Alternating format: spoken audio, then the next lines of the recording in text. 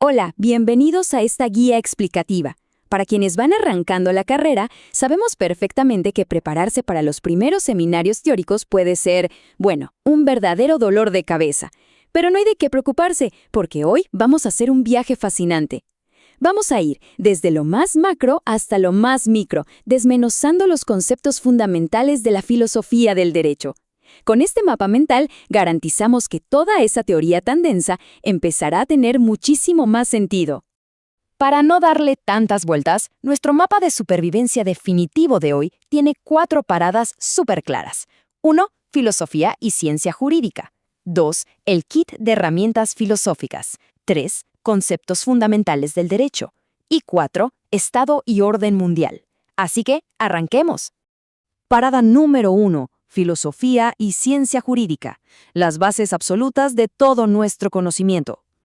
A ver, el primer gran obstáculo teórico cuando empezamos a leer a los clásicos del derecho es lograr separar el pensamiento abstracto de los hechos puramente empíricos. Imaginemos esto: la ciencia busca formular leyes rigurosas y comprobables, mientras que la filosofía es totalizadora. Busca las causas últimas, la raíz absolutamente de todo. Por ejemplo, si un médico o un científico usa leyes súper estrictas para curar una gripe o calcular la gravedad de un objeto al caer, un filósofo va un paso más allá y hace la pregunta del millón: ¿cuál es el significado absoluto de la salud o de la vida? Es otro nivel de profundidad. Y si llevamos esto al derecho, la diferencia salta a la vista. La ciencia jurídica tiene un carácter más, digamos, dogmático. Trabaja con las reglas que ya existen sobre la mesa. Es lo que usa un abogado en su día a día para, por ejemplo, cancelar un contrato de arrendamiento usando un artículo súper específico del Código Civil. Pero la filosofía del derecho no se queda ahí. Estudia los rasgos universales, el ser y el famoso deber ser. En lugar de preguntar qué dice el Código Penal de un país hoy en la mañana, se pregunta ¿qué es verdaderamente la justicia a nivel universal? Entonces, la ciencia jurídica por sí sola, aunque es vital, se queda un poquito corta para explicar sus propios cimientos. Y ahí es donde entra la magia. La filosofía funciona literalmente como un puente.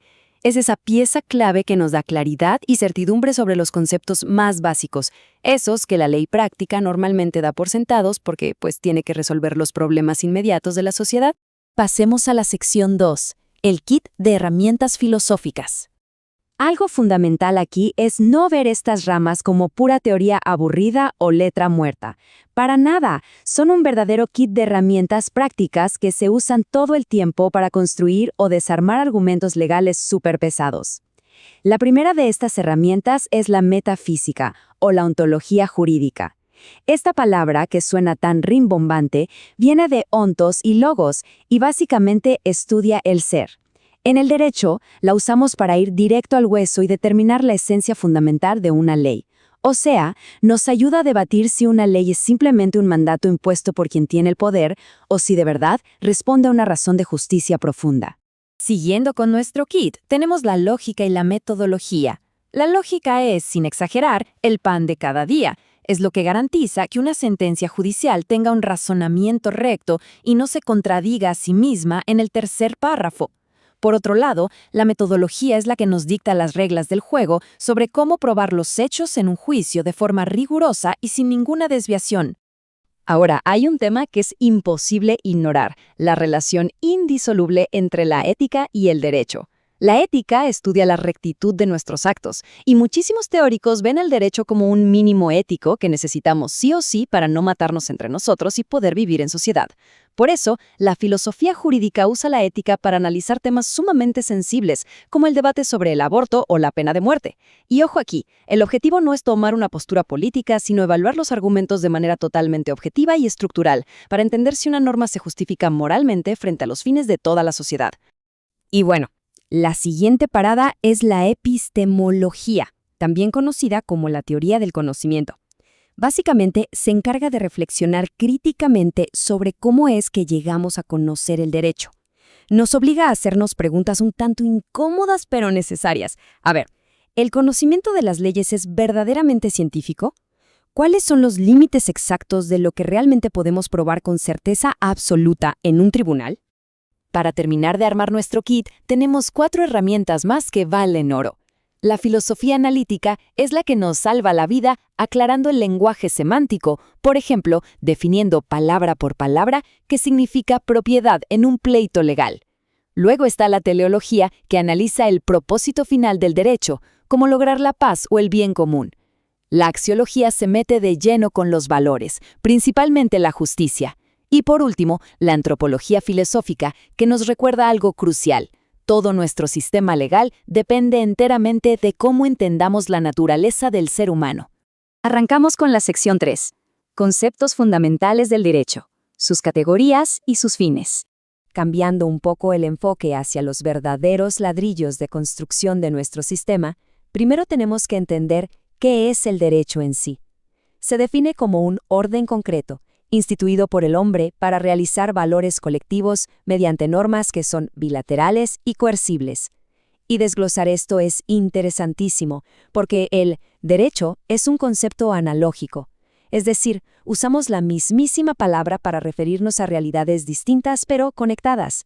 Lo justo objetivo, que es la cosa debida en sí, la norma escrita en el papel y la facultad subjetiva que tiene alguien para exigir algo. Después, tenemos las famosas categorías jurídicas. Estas son verdaderas condiciones de posibilidad. Imaginemos esto. Es la teoría llevada a la práctica más absoluta. Sería literalmente imposible entender, y mucho menos redactar, un contrato civil básico sin entender primero qué rayos es un sujeto de derecho, o una persona jurídica, o qué implica una sanción. Son la base exacta sobre la cual descansa absolutamente todo el andamiaje legal. Y una vez que tenemos todo el sistema armado, la pregunta natural es, bueno, ¿y qué estamos buscando con todo esto? Ahí entra la estimativa jurídica, que estudia precisamente los fines jurídicos, es decir, los valores que los legisladores priorizan al crear leyes. Los grandes clásicos aquí son la justicia, el bien común y la seguridad jurídica. Un ejemplo buenísimo de esto es justamente la seguridad jurídica, que es lo que nos permite saber de antemano qué conductas están prohibidas y cuáles no. Nos da esa tranquilidad y estabilidad indispensable para convivir día a día. Y en este punto vale la pena hacer un contraste muy claro. En la práctica, tenemos la técnica jurídica por un lado y la política jurídica por el otro. La técnica es la que usa el abogado todos los días para aplicar una norma abstracta a un caso real o para resolver una contradicción técnica entre dos leyes. Pero la política jurídica tiene la mirada puesta 100% en el futuro. Propone reformas estructurales basadas en la utilidad y la justicia social. En pocas palabras, una cosa es operar y jugar con las reglas actuales y otra muy distinta es rediseñar por completo las reglas del juego. Finalmente, llegamos a nuestra cuarta y última parada, Estado y orden mundial, de la teoría a la realidad global. Vamos a hacer un poco de zoom out y ver la imagen completa. Resulta que la filosofía del derecho, la ciencia política y la teoría del Estado forman una especie de tríada inseparable. ¿Por qué? Porque el Estado es esa realidad súper concreta donde todo este derecho abstracto del que hemos venido platicando finalmente aterriza, se hace objetivo y se convierte en leyes e instituciones. De hecho, la teoría del Estado no lo ve como una simple y fría burocracia, sino como todo un universo ético diseñado para enmarcar el desarrollo humano. Pero ojo, que el mundo no se queda quieto. Hoy en día, el fenómeno de la globalización está transformando a ese Estado moderno tradicional a una velocidad de vértigo. Solo hay que ver cómo surgen constituciones supranacionales, como el famosísimo caso de la Unión Europea, o cómo los grandes bloques económicos prácticamente están forzando la creación de un derecho global que cruza fronteras con total facilidad. Literalmente, las líneas estáticas en el mapa se están redefiniendo por completo. Y para cerrar esta guía explicativa, queda sobre la mesa un rompecabezas teórico brutal que surge directamente de los textos. ¿Cómo puede un Estado moderno mantener su verdadera soberanía cuando, al mismo tiempo, existe esta necesidad gigantesca de un mercado global y una regulación transnacional unificada? Es una paradoja fascinante y un debate que está más vivo que nunca. Esperamos que este análisis sirva muchísimo como una base sólida para esos primeros seminarios. Al final del día, el objetivo no es solo memorizar conceptos, sino seguir cuestionando, seguir aprendiendo y nunca dejar de buscar el porqué detrás de cada norma. Muchísimo éxito.